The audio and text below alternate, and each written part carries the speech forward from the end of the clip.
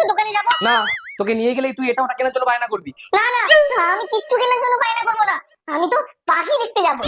বাবা এগুলো সব নেবো। রাখ, ওগুলো লোকের জিনিস। দাও না, কিনে দাও না, এইটাই লাস্ট বার, আর বায়না করবো না। রাখ, সবাই দেখছি তো।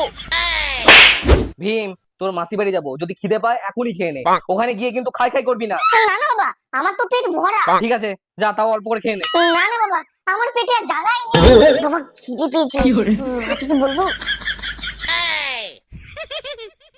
বাবা খিদে পেয়েছে। ও বাবা, বাবা খিদে পেয়েছে বলছি না, মাসিকে বলো না খেতে দিতে।